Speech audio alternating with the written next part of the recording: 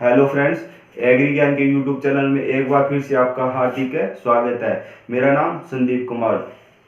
आज हम बात करेंगे रिवॉल्यूशन, क्रांतियों के बारे में बात करेंगे। सबसे पहले एक नंबर बात करते हैं हरित क्रांति। एक नंबर बात करते हैं हरित क्रांति के बारे में। हरित क्रांति शब्द किसने दिया था? डॉक्टर विलियम गॉड ने। हरित क्रांति शब्द किसने दिया था? डॉक्टर विलियम गॉड ने। हरित क्रांति की शुरुआत कब हुई थी?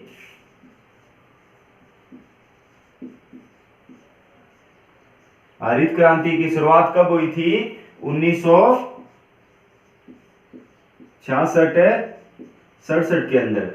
हरित क्रांति की शुरुआत कब हुई थी? 1966 के अंदर। विश्व में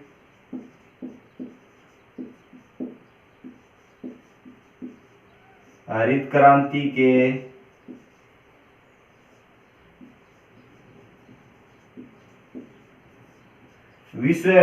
क्रांति के जनक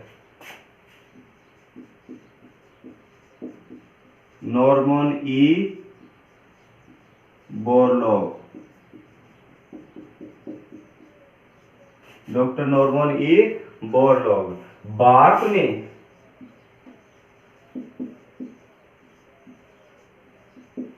में हरित क्रांति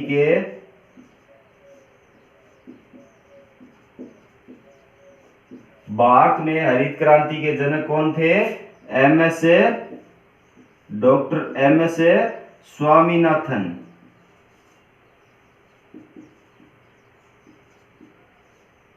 डॉक्टर एमएस स्वामीनाथन। विश्व का प्रथम खाद्य पुरस्कार है किसको दिया गया था? डॉक्टर एमएस स्वामीनाथन को। विश्व का द्वितीय खाद्य पुरस्कार किसको दिया गया था? वर्गीस कुरियन को। प्रथम खाद्य पुरस्कार एम एस स्वामीनाथन को कब दिया गया था? 1987 में। कब दिया गया था? 1987 में। द्वितीय खाद्य पुरस्कार कब दिया गया था? 1989 के अंदर। किसको दिया गया था? वर्गीस कुरियन को। वर्गीस कुरियन का संबंध किससे है? श्वेत क्रांति से। श्वेत क्रांति का संबंध किससे है? दूध उत्पादन से। आगे हम बात करेंगे हरित क्रांति का प्रभाव किस फसल पर सर्वाधिक पड़ा था?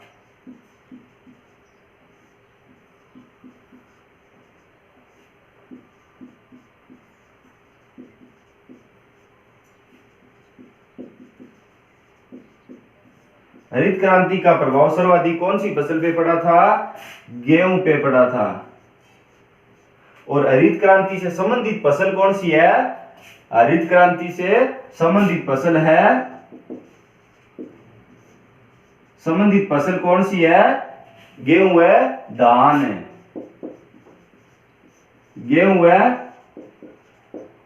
धान है। हरित क्रांति से संबंधित फसल कौन सी है? गेहूं है, धान है। लेकिन हरित क्रांति का प्रभाव सर्वाधिक किस पे पड़ा था? गेहूं के ऊपर पड़ा था। और गेहूं की एक वैरायटी थी,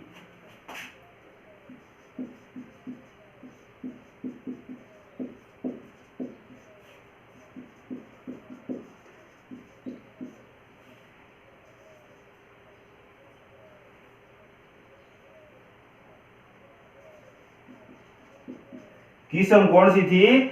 HD 2329। किस्म किसकी है? गेहूं की है। हरित क्रांति का प्रभाव सर्वाधिक किस पे पड़ा था? गेहूं पे पड़ा था। गेहूं की एक वैरायटी थी, कौन सी थी? HD 2329।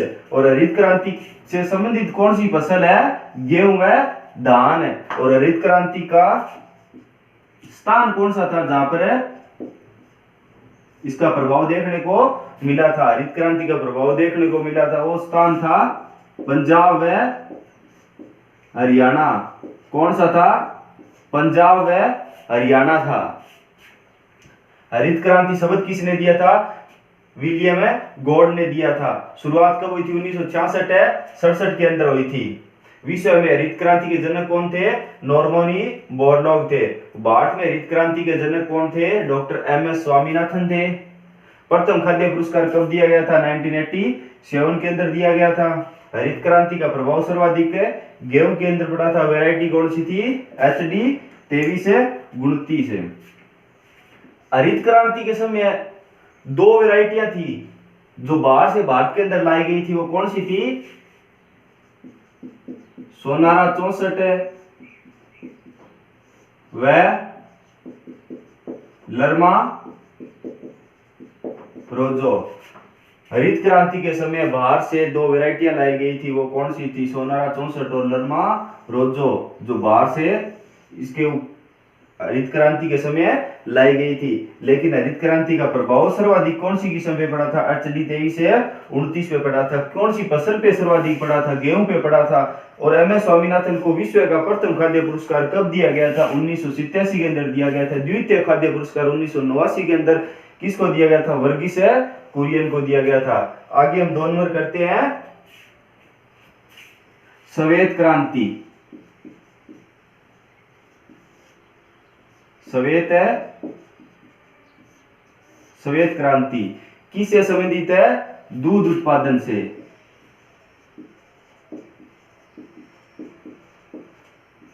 किससे संबंधित है? दूध उत्पादन से। श्वेत क्रांति के जनक कौन थे?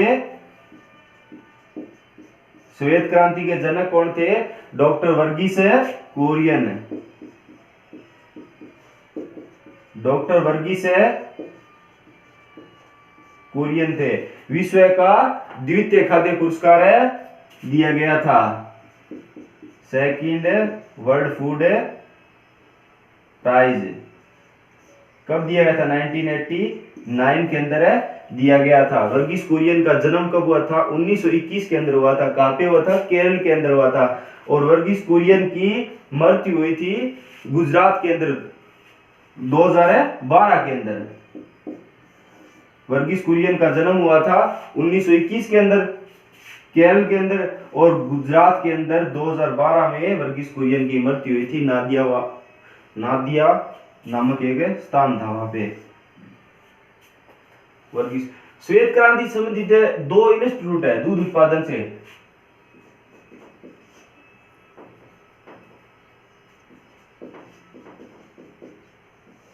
NDRI और NDDB। NDRI नेशनल डेयरी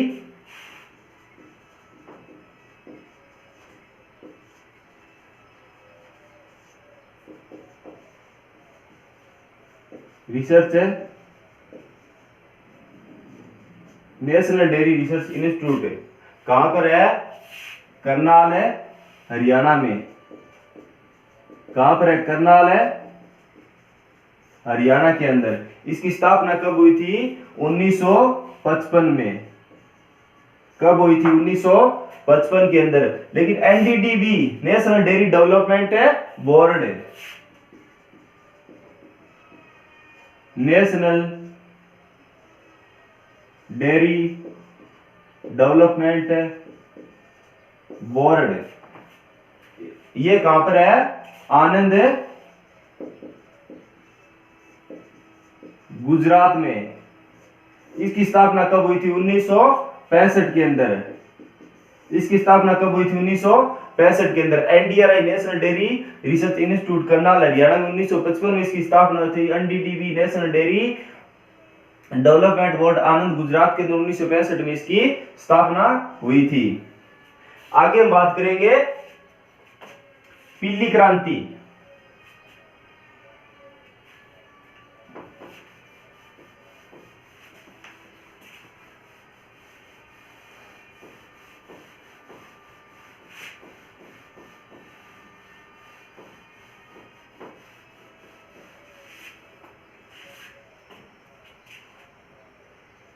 तीन नंबर है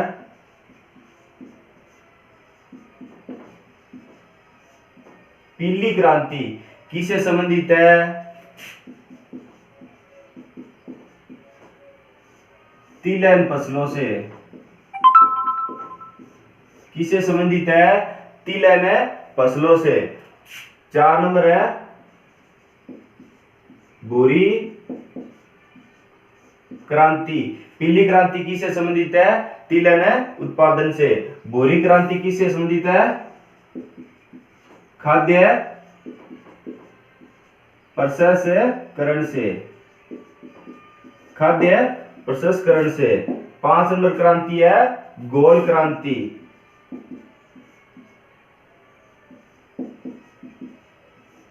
गोल क्रांति किससे होगी? आलू उत्पादन से। 6 नंबर होगी लाल क्रांति। लाल क्रांति किससे होगी? टमाटर व मांस से होगी। लाल क्रांति किससे होगी? टमाटर व मांस से हो गई। आगे हम बात करेंगे ग्रे क्रांति।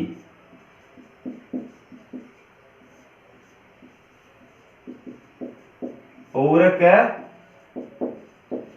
उत्पादन से होगी। ग्रे क्रांति का संबंध किससे हो गया?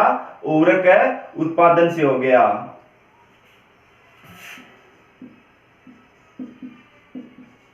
आठ नंबर आ गई काली क्रांति। काली क्रांति का संबंध किससे हो गया? जेट्रोफा या बायोडीजल से। जेट्रोफा या बायोडीजल से। 9 नंबर हो गई सुनहरी क्रांति।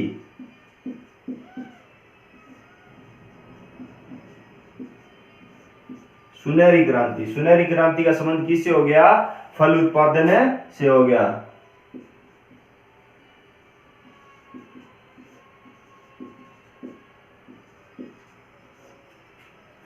फल उत्पादन से संबंधित हो गया। 10 नंबर हो गई सिल्वर क्रांति। सिल्वर क्रांति का संबंध किससे हो गया? मुर्गी पालन से। किससे हो गया? मुर्गी पालन से। और 11 नंबर हो गई पर्वनी क्रांति। 11 नंबर हो गई पर्वनी क्रांति। किससे संबंध हो गया? भिंडी उत्पादन से। 12 नंबर हो गई इंद्र धनुष क्रांति। सभी क्रांतियों पर इसका नियंत्रण होता है। सबसे पहले हमने पढ़ा हरित क्रांति, बाद में श्वेत क्रांति। पीली क्रांति का संबंध किससे हो गया? तिलहन उत्पादन से। भूरी क्रांति का खाद्य प्रसंस्करण से। गोल क्रांति का आलू उत्पादन से। लाल क्रांति का टमाटर व मांस उत्पादन से। ग्रे क्रांति का संबंध किससे हो गया?